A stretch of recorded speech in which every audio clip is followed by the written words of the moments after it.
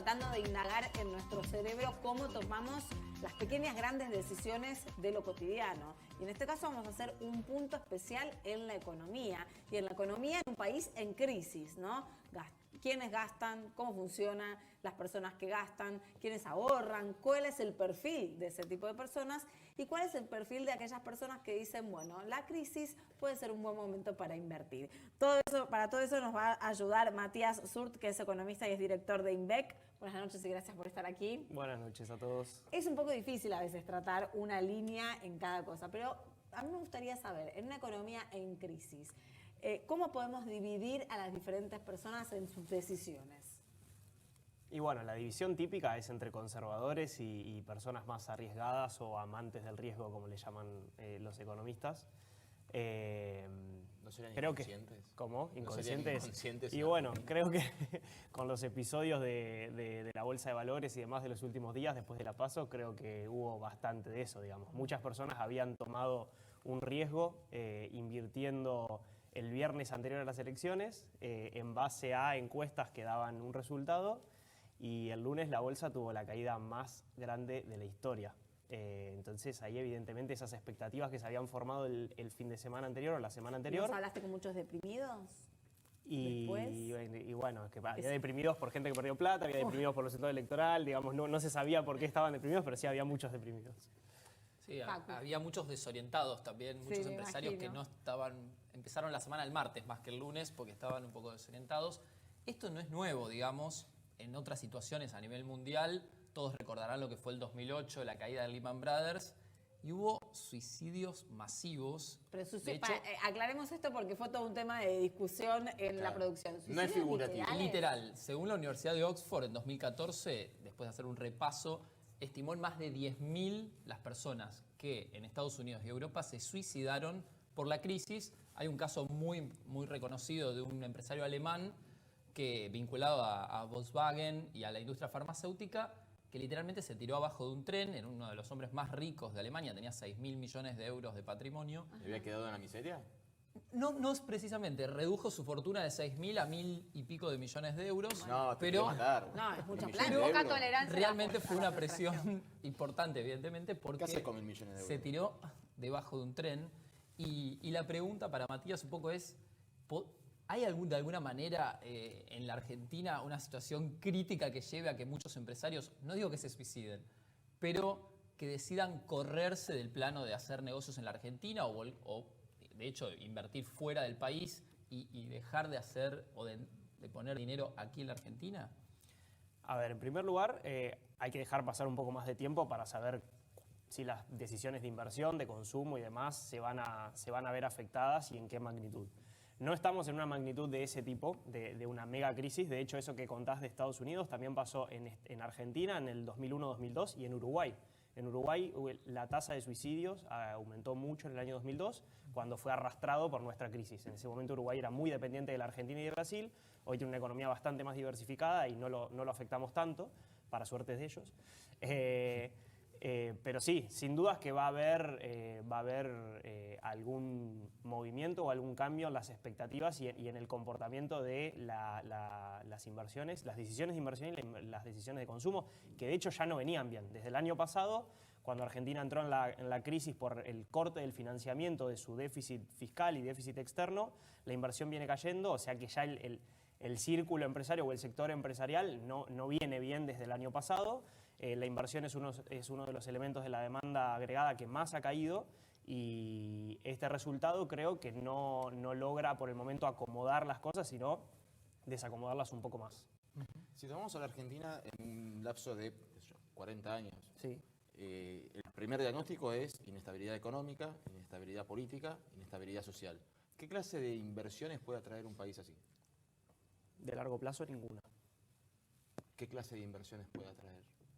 De las de corto plazo. Financieras. Y nada más. Claro, por eso. Y es que las inversiones reales generalmente son inversiones de largo plazo.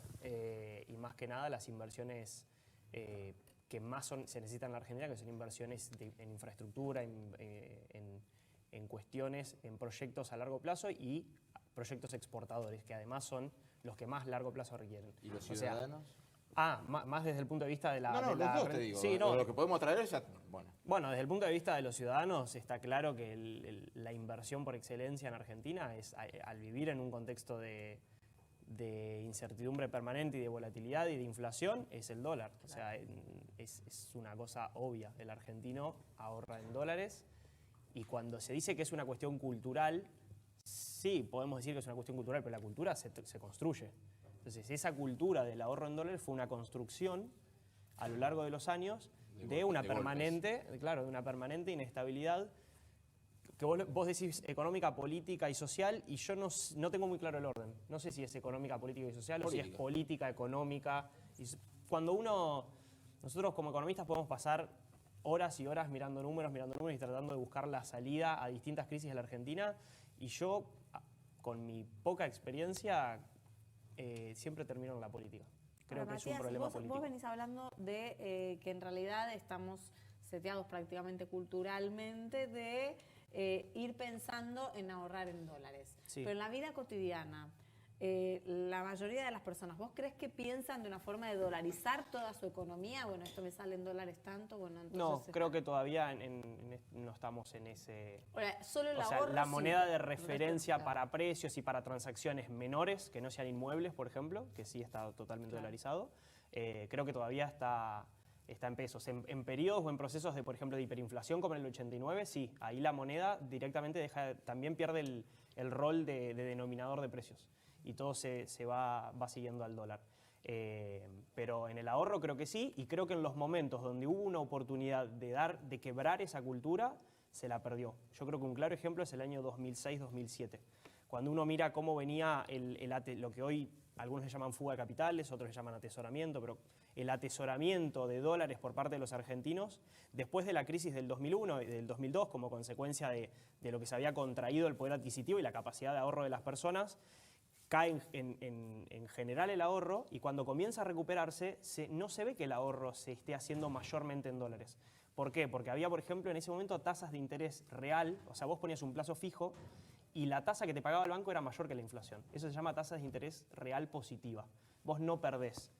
Y había, por ejemplo, otros instrumentos que eran bonos del Tesoro que estaban atados a la inflación, que te pagaban inflación más una tasa. Algo parecido a lo que hoy puede ser un plazo fijo en UVA, por ejemplo. Bueno, eso en enero del 2007 se destruyó cuando se intervino el INDEC.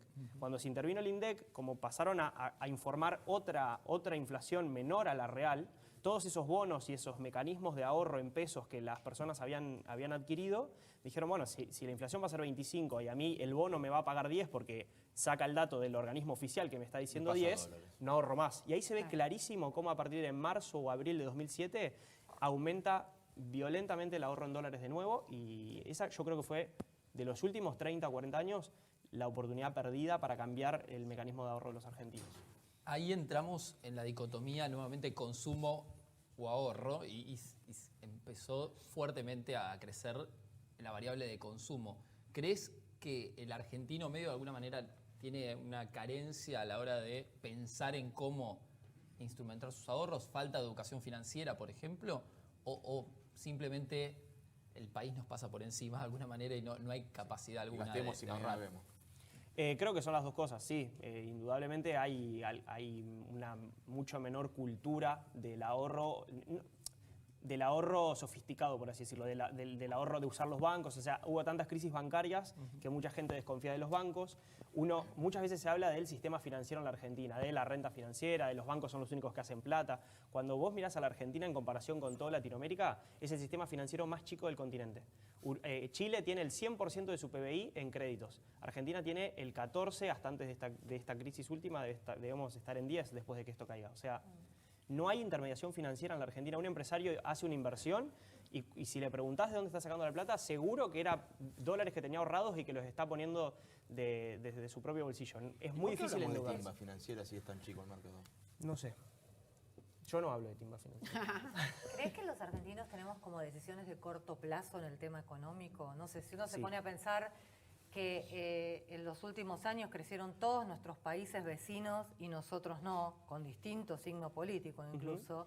¿Qué es lo que nos lleva a decidir votar por uno o por otro? Digo, es como que hay una mirada de corto plazo en lugar de largo plazo, ¿no? Sí, Yo lo que ahí no sé diferenciar es si es una mirada por parte de la sociedad, que es por cultura cortoplacista, por así decirlo, o si es una utilización política. O sea, yo creo que en los momentos donde la Argentina tuvo posibilidades de pensar a largo plazo, porque no tenía restricciones presupuestarias, porque sobraban dólares, porque la soja estaba a $600, porque no había las restricciones que hay hoy, el sistema político hizo un uso del corto plazo que llevó a la gente, digamos, la política en parte es pedagogía, digamos, la sociedad aprende y se comporta con los incentivos y los estímulos que le da la política. Sociedad, no y saben bueno, qué es claro, primero, si luego la gallina. Por eso, sí, estoy de acuerdo. Mencionamos el tema de los grandes empresarios como los más golpeados por la crisis, por la caída de los mercados y demás. ¿Qué pasa con los más pequeños, con el dueño de una panadería que quiere renovar su horno y eso significa también inversión, o el dueño de una pequeña, no sé, fábrica de juguetes que también quiere agregar una línea de producción? En este contexto, en este marco, ¿crees que existe la posibilidad de que puedan seguir invirtiendo o van a esperar al 2020 directamente? Yo creo que hoy la inversión está muy parada, está paralizada a ver cuál es el nuevo escenario político, cuáles van a ser las nuevas reglas, cuáles van a ser los incentivos, cuáles son los sectores, digamos, para bien o para mal, el gobierno de Macri había dado señales de cuáles iban a ser los sectores líderes de la economía, cuáles eran los sectores que tenían que empujar al resto de la economía y que cuando uno los miraba, macroeconómicamente era entendible, eran los sectores que tenían que aportar dólares, porque la Argentina se había quedado sin dólares. Hoy no sabemos si continúa el gobierno de Macri, si va a venir el gobierno de Alberto Fernández y en caso de que venga el gobierno de Alberto Fernández, cuáles van a ser esos sectores, porque cuando uno escucha algunas declaraciones son bastante contradictorias entre sí. Como la de Solá, por ejemplo. Como la de Solá, por ejemplo. O sea, si reconocemos que el principal problema de la Argentina es que se quedó sin dólares y proponemos una Junta Nacional de Granos, no veo futuro para nada. Veo un escenario a futuro mucho más negativo que el que estamos viendo hoy. Pero para no olvidarme de tu pregunta, obviamente, toda la macroeconomía, que puede ser como una tormenta, digamos, que está afectando a un barco que va navegando, depende del tamaño del barco, digamos. Un empresario grande que tiene espalda puede, si bien también va a retraer sus decisiones de inversión, pero tiene muchas más capacidades para defenderse que no una pyme. Lo mismo pasa en el mercado laboral. En el mercado laboral es siempre mucho más afectado el empleado no registrado, el empleado que trabaja en negro, que hace changas o que es monotributista porque es una relación de dependencia encubierta, claro, que una persona en relación de dependencia, con un salario, con un recibo de sueldos, con un salario en blanco, con paritarias. Algo similar pasa en el ámbito empresarial. A riesgo de que la respuesta sea demasiado corta, si es muy corta, estirármela un poquito.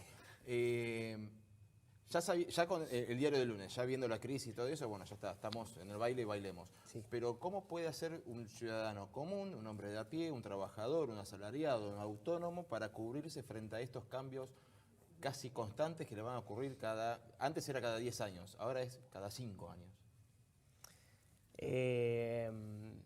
Es difícil, es muy complicado, porque primero habría que ver, digamos, la situación de cada uno. Hay personas que directamente no tienen capacidad de ahorro en una situación como la actual, y en ese caso el único, digamos, consejo, lo único que puede hacer es tratar de revisar lo máximo posible su estructura de gastos para tratar de todo lo que no sea imprescindible, eliminarlo o dejarlo de lado por un momento para cuidar su estructura de gastos y que sea lo más compatible. Pero con me sus refería ingresos. para prevenirte vos de la tormenta. Para tomar recaudos. Nacer en la familia correcta sería una de las... Comprarse un pasaje a No, pensé que me iba a responder dólar y se acababa de vuelta la respuesta. Quería buscar algo más creativo que eso, pero la verdad es que sí, termina siendo, digamos, imaginen una persona que tenía hasta el viernes previo a las elecciones ahorros en pesos y otra que tenía ahorros en dólares. Claro. Digamos, no hay manera de ganarle a una depreciación de la moneda del 33% que se hace en 24 horas hábiles. O sea, en 24 horas de un día hábil. Digamos, cierto también es que hay mecanismos como, por ejemplo, como les decía recién, los plazos fijos en UVA, que te protegen de la inflación. Pero en una moneda, primero que tenés que esperar un poco más de tiempo para que el índice se ajuste a la inflación que esa devaluación va a provocar. Pero a mí, de todos modos, me parece algo positivo porque era algo que hace 3-4 años no existía. No había ningún mecanismo de ahorro en pesos que te proteja de la inflación. Hoy un plazo fijo en UVA lo protege. Pero también es poco conocido, tenés que estar bancarizado. La verdad que acceder al dólar sin estar bancarizado es mucho más fácil. Matías, vos sos director de Sí. una consultora económica, ¿no? Y a la hora de decidir, vos, las operaciones que tienen que tomar en tu consultora y a la vez a la hora de tomar gente, Sí. ¿qué perfiles son necesarios para una persona que tiene que decidir sobre la economía de la Argentina? La practicidad, la capacidad de adaptarse permanentemente a nuevos escenarios. Más que ser enérgico o que ser más Bueno, frío. es que es difícil, digamos, bueno, pueden ser dos perfiles que se complementen, pero una persona que tiene mucha capacidad de adaptarse generalmente es una persona enérgica, digamos, que en cuanto cambia la situación ya está pensando cómo adaptarse. Con posibilidad de sobrevivir. Exacto. Obviamente. Digamos, no veo a una persona muy parsimoniosa que tenga una capacidad de adaptación rápida cuando los cambios son tan rápidos como son en la Argentina. Bueno, muchas gracias por haber por compartido favor. todos los conocimientos. A veces hay que saber cómo pensamos, ¿no? Para poder saber la próxima decisión o el próximo vaivén económico, cómo tenemos que comportarnos. Enseguida volvemos.